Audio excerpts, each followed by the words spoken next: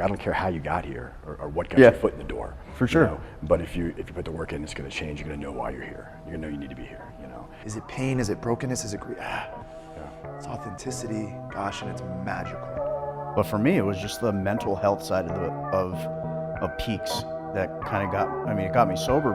When you turn vulnerable, that's where your authenticity comes out, right?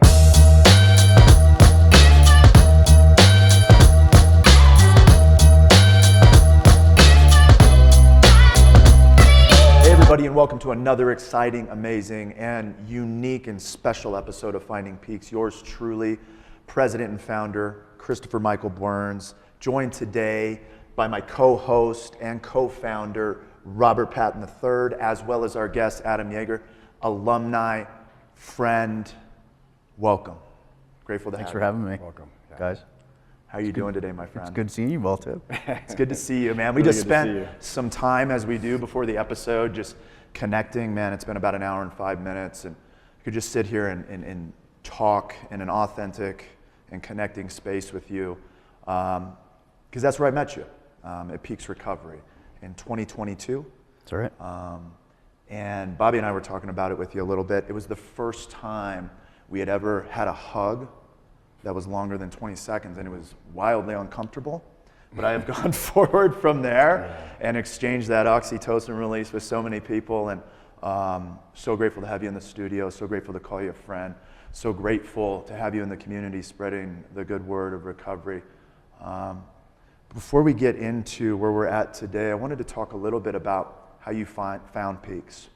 What was going on in your life as a professional, a human, a father, a husband, a brother, a son, kind of what was going on there for the viewers, and maybe some people that are sitting on the edge of that phone call and sitting on the edge of that courageousness or that courage that it takes to pick up that phone. Maybe walk them through what that was like for you, and when you did pick up that phone, what was that experience? Yeah, it was crazy for me that I was gonna put myself in rehab. I never thought I would be that guy. I don't know if, I guess a lot of people don't think they're gonna go to rehab, but for me, it was a time in my life where my wife and I were kind of moving apart a little bit. And we moved so far apart where my coping mechanism with some of the things that were going on were drinking.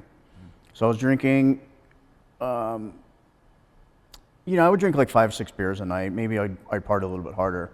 But my wife started seeing that, and I was hiding it from her during that time. And she gave me an ultimatum. You either go to rehab and you figure out your stuff, or we're getting a separation. And it wasn't a divorce. I was like, well, separation will, she'll see all the progress I've made and things like that. But it happened right before Christmas on January 22, where she said, if you don't go to rehab, I'm leaving you completely. So it was kind of a wake-up call. I'm going to lose my wife, and I'm focusing on partying and drinking and finding these other outlets to cope with what I was going through. And it was like nothing for me. I don't want to lose my wife, and probably am drinking too much, and I'm not doing anything to help myself stop. So just going through the computer and looking at reviews, and just kind of look at demographics and geographics and what you guys are, what you guys service at Peaks, and called a bunch of other ones. And I saw some reviews on you guys. You guys were the second call I made. Okay. And it was tough for me to make that call, but everything just felt like it was working out as the universe wanted it to, right? Mm-hmm. First place didn't look that cool. I don't know. Maybe I would have went in there if they had beds. Peaks came up. Had beds.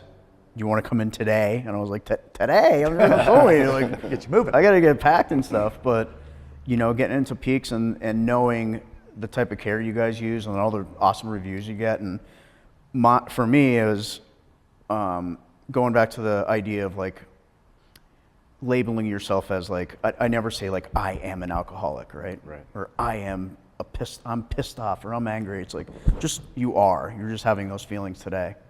And coming there and being able to get into I don't want to do the AA stuff. I just didn't feel like that was a good fit for me, just from past experiences. But for me, it was just the mental health side of Peaks that kind of it got me sober, but just like the things like, who would have thought like sitting in a bathtub? I don't take baths. Who would have sat in a bathtub for 15, 20 minutes and just turn all the lights off and meditate? And who would do all these mental health things like pray and do breath work and exercise and do all these things, where it wasn't just coming into Peaks being like, AA, you're not using your phone, this is on lockdown. It was more of a comfortable environment and supportive environment to get the help you need, right? And not only the help you need to get sober, but like find out like what's in there that's bothering you, right? And when I was at Peaks and I heard stories of guys saying, they were raped and they were like, I've never even told anybody this, Adam, and I'm telling you this, like I'm bisexual or like whatever the case may be. It was just an awesome place to just come in and support each other, and having a group where we had a lawyer in there. He never drank or did drugs in his life, but he was a lawyer that was out of his mind depressed, and he came to Peaks. He wasn't a drug or alcoholic. He was there for mental health, right? Wildly successful. Wildly successful. And for me, I wanted that space to not go in and be like, you're a drug addict, you're an alcoholic, you're doing this. It's like, what is bothering you and how can we correct that mental health? So the tools that I was expecting to go into, you provided them, right? So it's like doing weird shit. I don't even tell people I went to rehab. I said I went on a retreat. I went on a mental health retreat. Right? Taking baths, getting up and doing yoga and doing all these different things was what got me sober and what got me to the spiritual journey I'm in today. And if I didn't go to Peaks and I didn't get that ultimatum from my ex-wife now, I'd probably be just still partying and, hanging out and being in the situations I'm in right now, struggling. There's other ways to kind of digest that. For so many of us, it's external motivators that get us in, right? And then we get in there, and if you arrive in a place where you're meant to be, and for some people, Peaks isn't, where it's meant to be. It all depends, Absolutely. It's about perspective and willingness and acceptance. Peaks works if you come in and you're willing and you practice acceptance. I think then it works for you. And if you want to get sober. And most of us, I think there's a lot of external motivators that get us in. That difference between success is when you get there becomes internal motivator. Absolutely. It's such a great point too, and your point, like, for the viewers, like, and we were talking about this before the show. I just wish more people would be able to see quality of life issues, see them be informed by some mental health care, and see their opportunity and take the shame off their back. Because you just described what some people would consider a problem drinker, professional, six-figure income, doing the thing, father. Do I have a problem? Sure, maybe. Am I an alcoholic? I don't know. But you made this decision, and it was external motivators that got it done.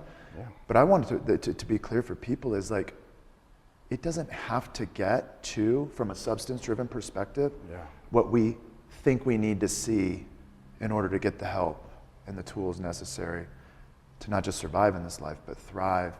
And because of that courage and because of that commitment that you made, you all, in that setting, were able to foster something really, really unique, you and your peers. What was that, and why is it so important, and does it matter today?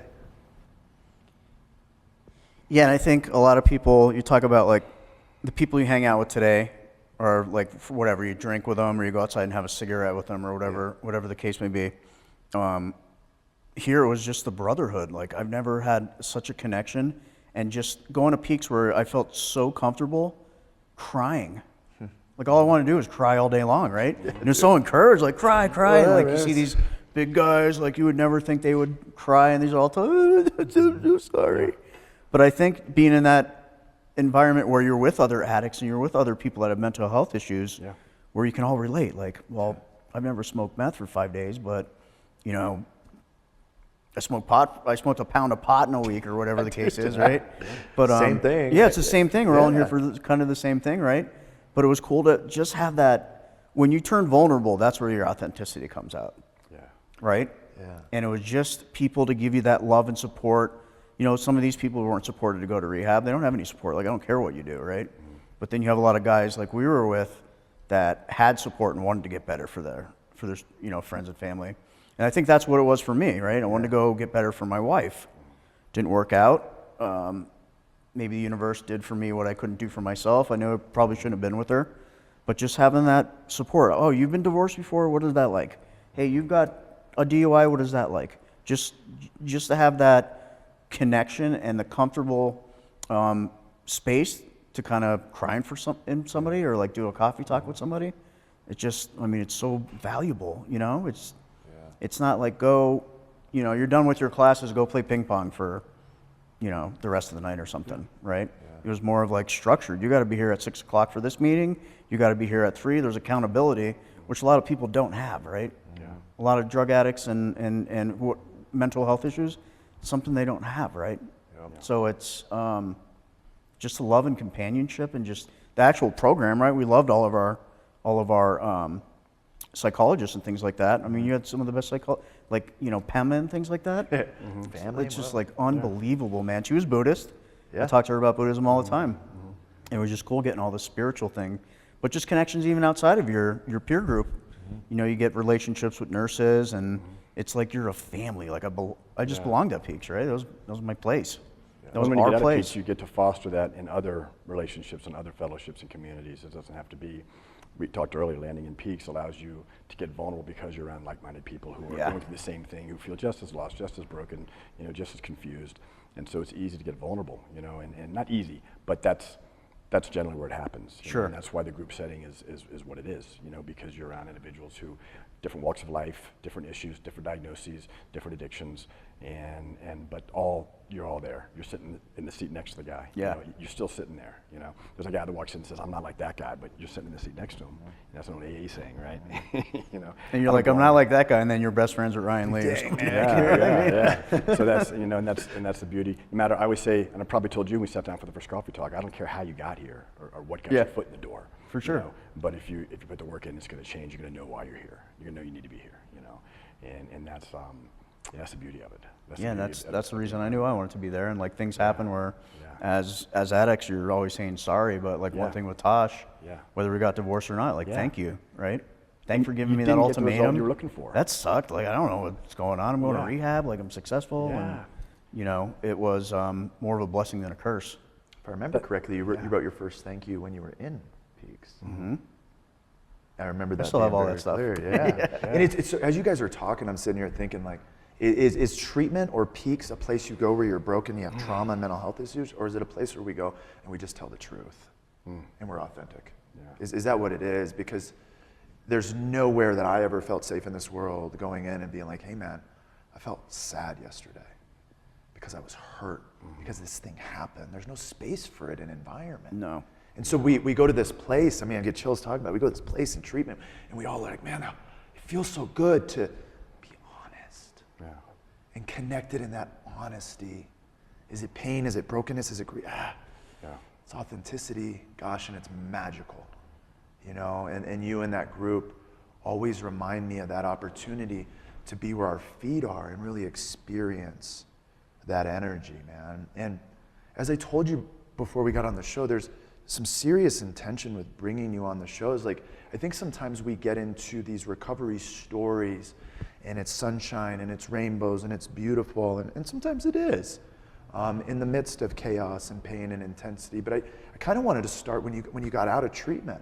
Right away, you did family with Pema, you had every intention, you're one of the greatest fathers I know. Thank you. You're an amazing friend, and I know one of your biggest intentions was, I want to keep this family together. I want to do whatever I can to do this. Yeah. And that wasn't the way it worked out. How did you navigate that? And how do you navigate it with such grace and, to your point, acceptance? As far as like splitting up with my wife and what was that process like? It's a lot getting out of treatment. I think when you exit the program with a result different than what you came in for. You Sure. came in with these external motivators to save your marriage, save your family, right? For sure. And for some people, when they walk out and that doesn't happen,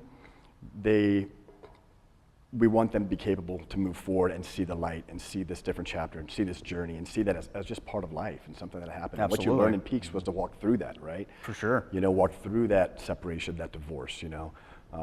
And what is it like when you walk out not having the result you came in, or having the family unit put back together that you were looking for? Sure. You know, when you came in, how do you, when you walk out, take what you've learned and move forward and still feel resolved? Sure, and I think for me it was, in the beginning I was doing it more for Tosh than myself. Like I have a problem drinking too much, right? But having that kind of ultimatum was kind of pushed me towards it, right? Where I don't think I would have gone to Peaks without her like that, right? No way. Right. Yeah. But when I got out of Peaks and I was sober and I'm allowing energy and vibes in the universe to come inside your head where you're blocking energy, being fucked up all the time.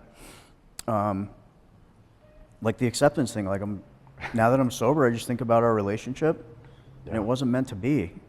I was drinking a lot because I was scared of her a lot. And what Right? happened with Not that? an excuse, like No, it's yeah, all her totally, fault, yeah, right? yeah. But it turned to having drinking with friends and having a good time to drinking before I went home because I'm in trouble for something. Right. Right? I didn't put the dishes away or I didn't fucking vacuum the right way. But it was just that acceptance. Like now that I'm sober and I came out of Peaks, I have all these tools to like become who I want to be. I should have a different girl in my life, just like you. You found somebody that is spiritual and loving and kind. Like, how long have you been looking for that? I didn't realize how long I was looking for it. You know? That's the reality of it. Is you until you've made the change and you attract that person, and that person sees in you, something that they see beautiful as well. We have to change to become that. You have to change. My current wife would not have probably wanted anything to do with the Bobby in 2020. Yeah, for sure. Seriously, Yeah. that's the reality of it. We're 16. It took a 2020 to put me into a position to where I had to make changes in my life, become a better person, and look inward and see, what's important. And out of that, came that relationship. So Yeah. I remember when you told me that. You said, I think you said the 2018. Yeah. She never would have been interested in the 2018 Bobby. And I was like, you are absolutely correct. Yeah. Would not have happened. Right. But it's amazing to see, that divorce would have happened either way for you, with or without Peaks. No question. It would have definitely happened without Peaks. No question. Right. And so having that opportunity to learn how to walk through all that, I'm really proud of you for the work you did. Thank you. And I think one of the things that I always brought up in our group meetings when I was at Peaks is like, for me, it was like, I just turned 45 and then, kind of on a bender for whatever. I've been drinking my whole life and having fun. You go to Ocean City, it's a whole different world. Yeah.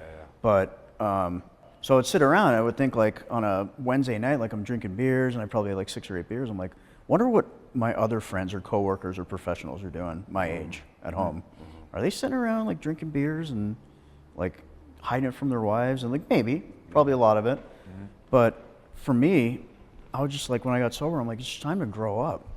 Like normal people at 43, 44, 45 are getting hammered every night. Yeah. That are professionals. Maybe there are, Right. people that do well. But it's just time to grow up. I'm just be drunk all the time the rest of my life. Yeah. That's kind of the one thing I learned getting sober and just kind of getting responsibility of like I have a huge responsibility at work. I'm successful, but then I have this other part where it's my kids and Tosh and my family. We're just time to grow up, dude. We're 45 years old. Yeah. And I kind of realized that when I was at Peaks, like normal people don't. Normal people. Some people that drink the gallons, I don't know what that life's like. Yeah. But people that, I just recommend going to Peaks and having it. It's just going to change your life as far as getting sober. You start realizing like some of the things you have to sit with, and maybe things aren't the way that you want them to go. But now you got to deal with those being sober. Yeah. It's easy to drink, right? Every night to avoid your wife or do whatever the case may be. But it's a lot harder to be sober and work through some of these challenges, right? And for me, my brother died on the 24th. My Harley got stolen on the 26th. I lost a huge account at work. This was all in like 2 months, dude. And what am I going to do? I can't complain. I want to get my account back. I'm not going to be able to get it back. Sit around. I wish I was married. Get it back. Just acceptance. Doesn't change anything. There's nothing I could do about losing that account that I had. Yeah. It had nothing to do with me. You remind me of like what my therapist always says to me is like, you have this way of walking through things with like integrity and grace. And I'm always like, yeah, and everything's going to be great. And my therapist's like, no, it's not going to be great, but you're going to get through it. Sure. And that's what you remind me when you talk Yeah, about without this. It's drugs like, or alcohol. Yeah, like it's not going to make anything better today. I've already done that cost benefit analysis. What is that like, specifically like having real good, not to say we didn't have real good friends, but intimate, authentic relationships built with people in treatment who you still have relationships with. How do you navigate it? I see oftentimes when people get out of treatment, codependency being a really big issue. And obviously you have tight-knit relationships, and a lot of those relationships sometimes experience some turbulence and some intensity. How do you navigate that with your peer group real time? And what was your question? Just in regards to, like, you know, people come in, a lot of your group was, obviously they were there for mental health, but they coped with substances. Some of those people stay sober, some of them don't. Yeah. How do you navigate that? That's one of the more difficult things, especially for me in my early recovery. And I know people just relationally in recovery right now really struggle with, how do I navigate that? How do I show up? Is it too much? Is it too little? How do you do it?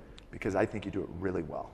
You know, I think there was a couple leaders at Peaks, in some senses, as far as like Ryan getting into Dharma and to meditation and things like that.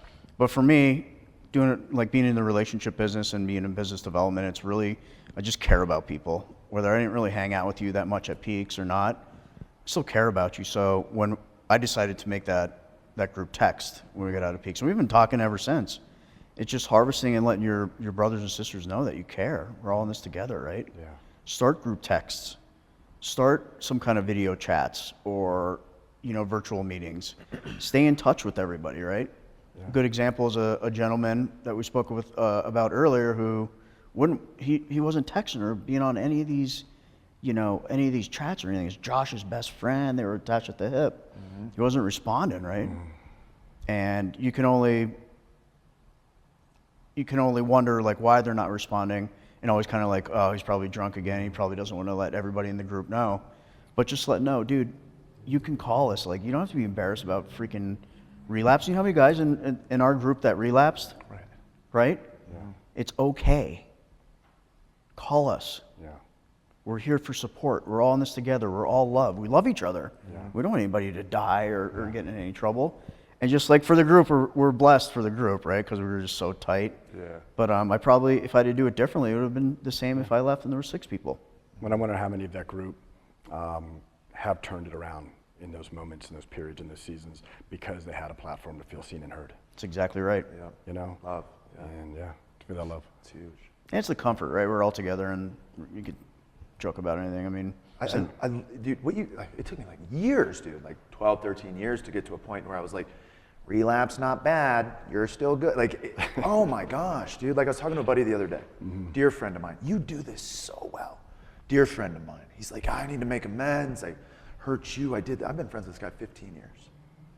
I said, buddy, all that, like, what I need you to know is I love you. What I need you to know is when you were here and then you were gone, it hurt. I want you to know you're part of my family, and because it hurt and you were here and you were gone, it made us sad. yeah. And I want you to know when you're gone, I think about you, and it breaks my heart. Whether you were flying hot air balloons, smoke, I don't care, buddy. I love you. Yeah. And that's all I want to get across to people who are in the struggle today is like, we're here, you know, and we want to be here with you. And you and your group have this real authentic way of telling that story so people can hear it, man. It's really cool. And you gotta be, you also have to be, when you're sober, you're not really like taking inventory of your blessings, right? You're not like, oh, I'm thankful that I got a parking meter right out front. I thought I was gonna, little things like that. You're not in Denver. Yeah, Hey. exactly. But you have to be in an acceptance. Like, I accept these blessings, or I accept this energy. I accept that. Most people are like this. Yeah. Right? They don't want to accept it. What do I deserve help for? Yeah. Right? You have to get in a mentality where it's like, dude, I deserve both cups full and overflowing, right? Yeah. I deserve it. Yeah.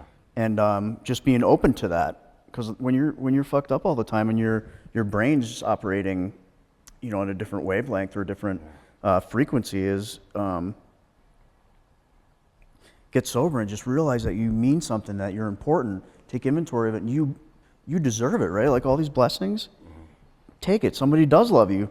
You don't deserve a hug? Well, I'm going to give you one, right? And it's just, at the end of the day, I mean, they always say, right, the thing that can fix the world is love. Well, it's about the perspective too. You know, discomfort can be a blessing.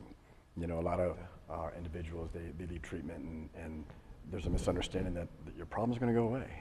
You know, when the reality is the problems are there, And if you look at it as an opportunity to grow, discomfort's an opportunity for growth. And what you learn through walking through that is it's not a matter of the problems, the consequences of not walking through the problems appropriately are different. And that's what I think, that's where I think a lot of people don't succeed.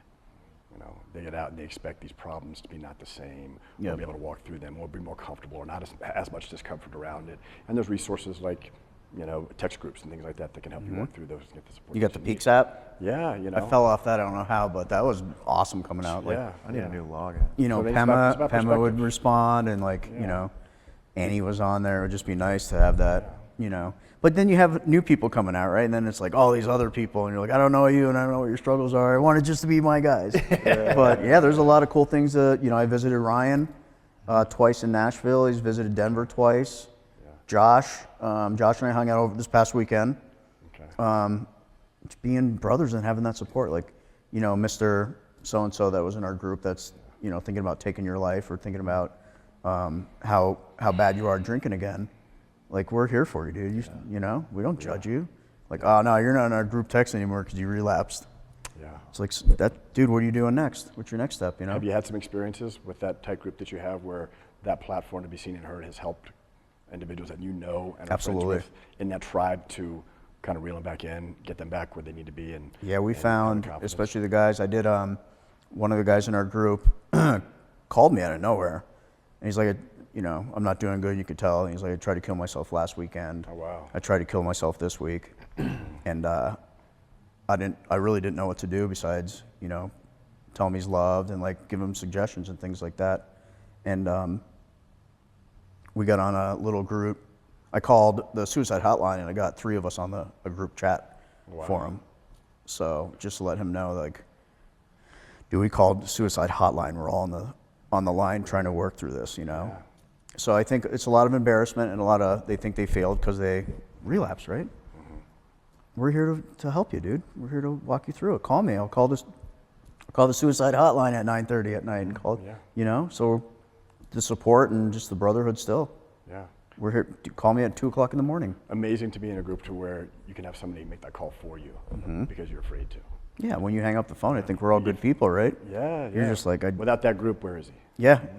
And hopefully he took some advice, and hopefully, he's still on the phone with the suicide hotline. But that's what are you gonna do? Yeah, that's a beautiful thing. That's all you got to do is just make the calls. And the same gentleman's still not doing what he's supposed to do.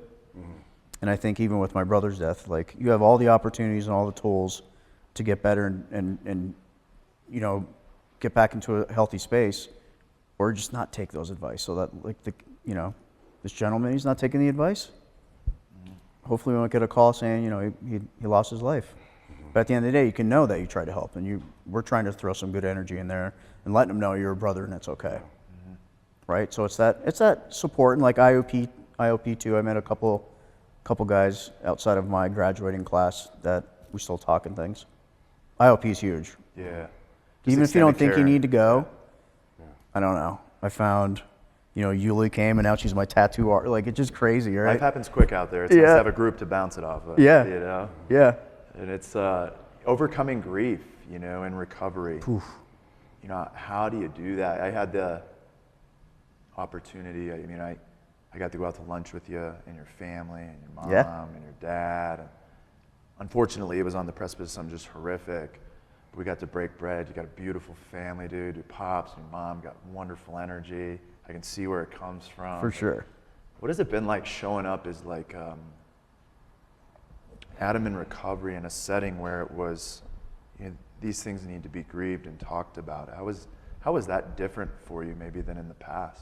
As far as bringing tools to, my parents went through it so much with my brother, so they're kind of knew what it was. And my parents initially didn't think I had a problem. They're like, "Why are you going to Peaks? Like, Tasha's just, doing these things." But navigating it right now, it's been tough because I didn't get to process my divorce yet, and then my brother dies. Yeah. And all these other little things are happening, so I didn't get a chance to really grieve because when my parents were here, it happened. They were here for a month and a half, trying to get his stuff out, arrange funeral stuff, like all that good stuff. we never had a time. It was all good because I had my family in the room, right? We're all supporting each other. We just lost. You lost your son. I lost my brother. We're in this bubble of love. You know, we haven't hit the grieving cycle. My mom didn't even cry yet. So it was more support then than there is now because my parents are gone. They're back in Hawaii. Where it's now, I'm starting to realize, like, oh, I'm divorced. You know, it's in there. You try to block it, but like, I'm divorced and my brother's no longer here. Think about it all day, every day. And I'll even talk to him. I'll walk around the house like a weirdo and just have a conversation with him, right? Yeah. Because there's a few times he showed up in my dreams, and he doesn't know he's gone yet. He's kind of like trapped in that, kind of like that world of samsara or like wherever he's at.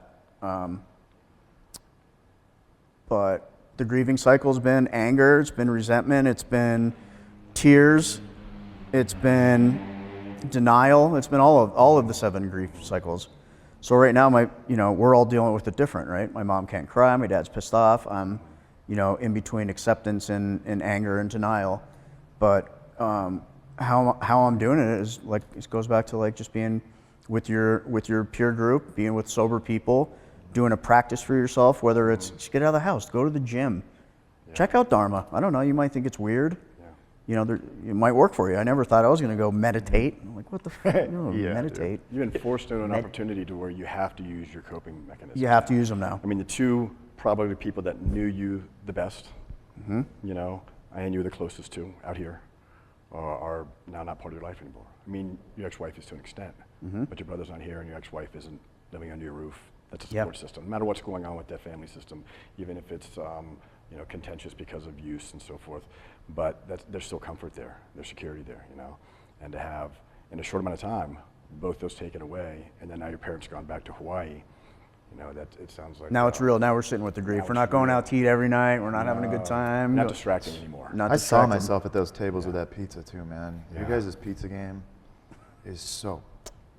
It's so. Come down. You know the spot. Come down, man. And I really appreciate you bringing that up because it just is in process sometimes, and there's anger and there's stages and we're moving through it. But one thing that I just wanted to share with you because I got to be a part of at least some of the energy was that when we got to sit down and have lunch, you were a beacon of light. A beacon of light. And if you were not a beacon of light at that table and in that arena, that experience for everybody involved would have been diabolically different. You didn't become a beacon of light overnight. And I don't know if you see yourself in that setting that way, but that's what I experience. And you're an anchor. And that's how I think family systems, in addition to a multitude of other things, walk through grief authentically. Yeah. And I'm just grateful that they have you today, man. That your recovery shows up where your feet are one day at a time. It's not pretty, it's not easy, but man, it looks beautiful on you. Thank you. It really does. It's just so worth it, man. You owe it to yourself, Yeah. Well, he came back after that lunch, and one of the things he remarked was, I think you didn't even know you were walking into that at the time. He took me to McDonald's. Yeah, and he said, and the bright light of that experience was how you carried yourself through it, even just at that lunch, and I know Chris, remarked about how impressed he was, and it was emotional for him. He came back and was pretty emotional about the whole experience, but remarking how you were carrying yourself even through that lunch, in spite of what had just happened, and for me, I'm like, man, he still had lunch with you, he didn't. I mean, that's just moving. Life happens. Life happens, yeah. and I have to think that you had a choice. You could either cancel that lunch with Chris, or you could keep that lunch and benefit from that connection.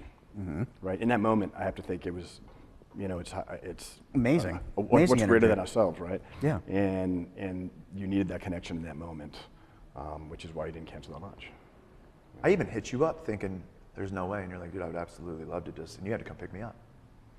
In the Porsche, though, that was pretty cool. Yeah, that thing was like half electric, half. It was the full electric make. Yeah, I forget what it was called. The Taycan? Taycan, yeah. It's a sharp little car. It was awesome. And everywhere Adam takes you, anywhere he takes you, whether it's coffee, outside of the bagel deli that I invited, he knows the owner everywhere you go.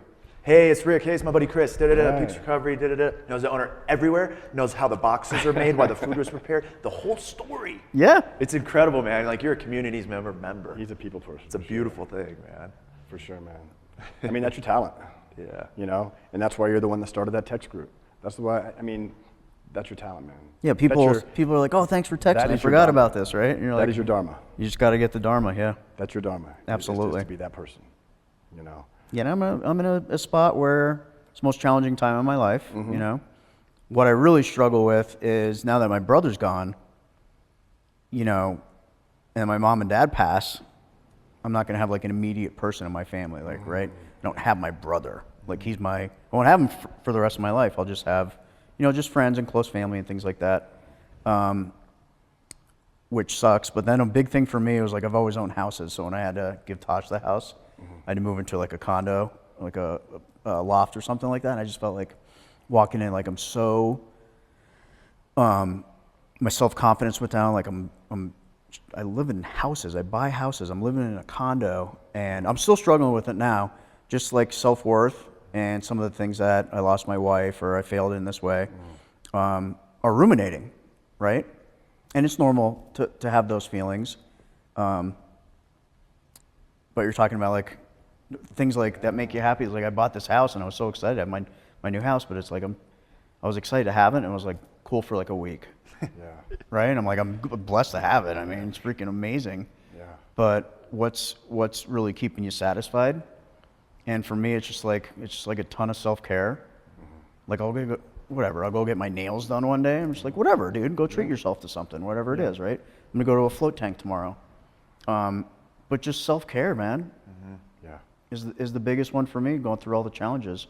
Like I said, I can go drink my face off right now. I can leave here and just be like, they don't know nothing. They don't know I'm hammered talking to them. Yeah. Got my own house. Exactly. Yeah. It's But- that shiny stuff syndrome, right? Just some of the challenges, I guess, long story short, some of the challenges that I've had, right, are very spaced out.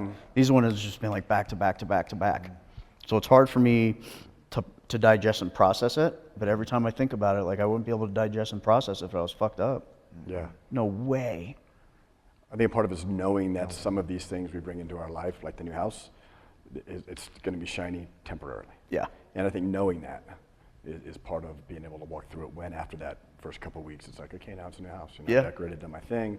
Knowing that's coming and being aware of that, you know, so that you can have those self-care, you know, resources. And because really, man, for me, the things I get the most out of now, you know, isn't the stuff, isn't the house, isn't all this. Yep. It's the relationships, the connections, nature. Man, nature, you know. I know, I've Terra, seen your it's a huge pictures, thing. man. You're going all over. You know, we finally got our conversion van back after we hit an elk. So it's Really? It was in the shop for Big 6 elk, months, man. man. Big old elk, yeah. big old elk. And we were heading out to Telluride to go ahead and do some wedding planning, and we're in Blue Mesa, and these 3 elk just come coming down the hill. And if you know Blue Mesa, you can't go right or left, otherwise you go into the water because it's all bridges. Yeah. Yeah. So all I could do is just hit on the brakes, and it was like slow motion. We hit that thing, and fortunately we were all right. We were great. We actually limped it to a Walmart parking lot and camped out in a Walmart parking lot for 3 days. Oh, no way. Oh yeah. Bobby yeah, stayed. yeah. And yeah, we stayed. We got it done. We didn't turn around and come back. We were intentional. We stayed and did what we had to do, and but we just got it back. So yeah, I'm finding, and just like you are, you know, he pulls up, you know, BMW with the big cargo thing on top, and I'm like, man, he looks like he's going to the mountains. You know, That's what you moved here for, looks like right? he's going into nature. I mean, just driving by, you're like, that guy lives in nature, or Yeah. operates in nature, functions well in nature. At least has some cruel intentions to be in. Yeah. And it's important. Like the nature thing's huge, man, for Yeah, self-care. yeah. I don't know. I'm kind of like on different, kind of looking at pharmaceuticals and like judging different companies and like who's going to be picking up like, you know, some of these plant-based medicines that we're looking at, right? And it's gonna happen, right? Yeah. And you know, just looking at like what I've taken in the past, what I've taken at Peaks, what I don't take and what I take now, I'm just really interested in to see what's going to happen as far as, you know, psilocybin comes. Yeah. I think that's tremendous, and for me, I like a lot of the therapy that comes along with it. Yeah. And to tell you the truth, like being on Prozac for so long, there's a couple of days I didn't take it, and I just microdosed a little bit, right? Yeah. That did more wonders than any Prozac or any, you name it, right? and it's going to be huge for patients coming into peaks or whatever the case would be. What do you think? Like 10 years from now, we're gonna? Dude, I think that's early good. and often, man. We got the 50th annual Winter Symposium coming up at the end of the month. We're putting on we are putting on the talk for the psilocybin plant-based consortium. They're coming on. We have the who's who. I mean, you should come and check it out. I would man. love Like that. it's here. We have resources in community. It's ready to go. Peaks is not licensed or not a clinic yet. For sure. Because we have such tremendous resources within the community, but it's alive and well, man. Yeah. And I think with reverence, it can change lives. And specifically in a lot of people that have stuck PTSD, trauma, whatever it might be, getting people up and over that edge to see what's on the other side in a clear and safe way, I think is really, really cool and really important. You know, you reminded me of something when you were just talking, something that Bobby reminded me of as well, is when you're walking through this grieving process and a lot of like family systems issues, right? Brother's gone, you said potentially my parents are gonna be gone. I've had a lot of those issues and a lot of disconnection in my family system throughout the years. I can't tell you how many times Bobby's called me, whether it was my dad died in August of 23, Yeah.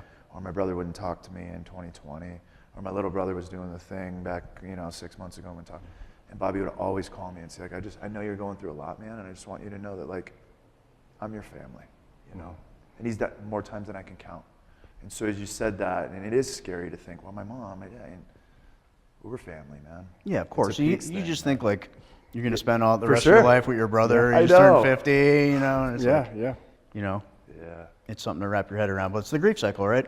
And it's never in the same order. The 7 steps are in the same order, right? Yeah. They're all over the place, and it could vary from day to day too. And Cool if you could plan it that way, though. Yeah. man, Like, yeah, it has too. It has been.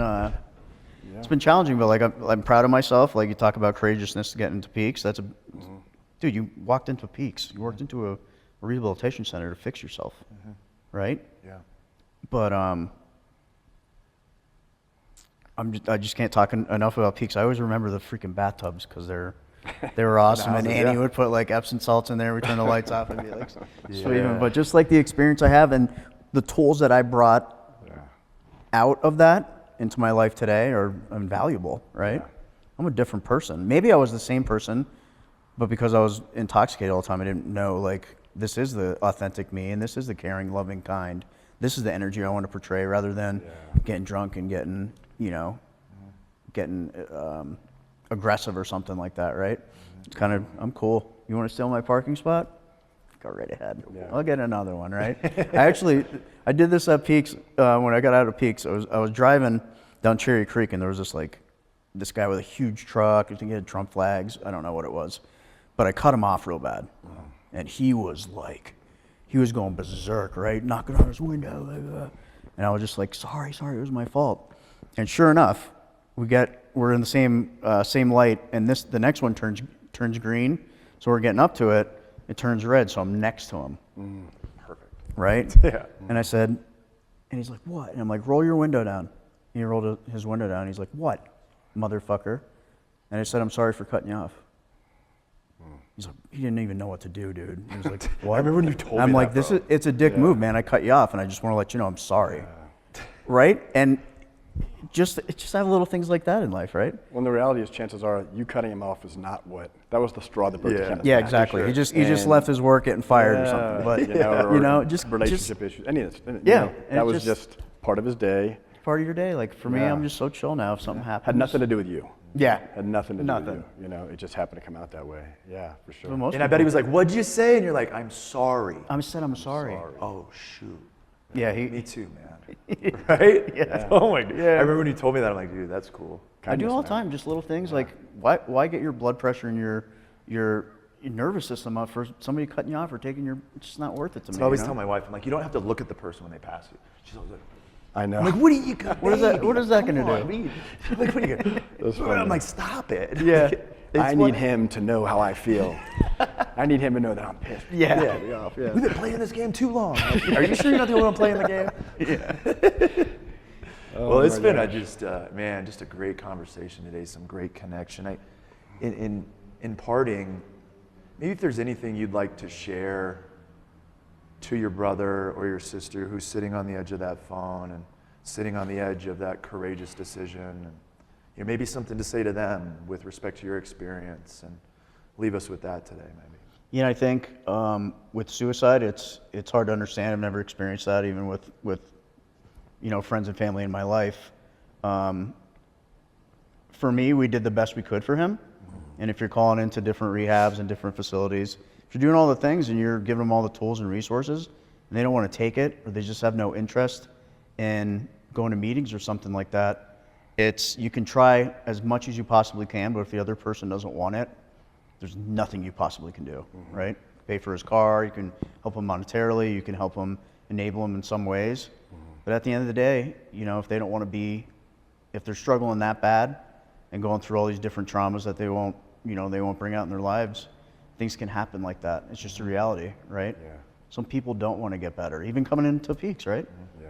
Maybe they're like forced to go there and they're like, I don't want to be here. Or, Right. Somebody's going to save their marriage and doesn't want to be there, but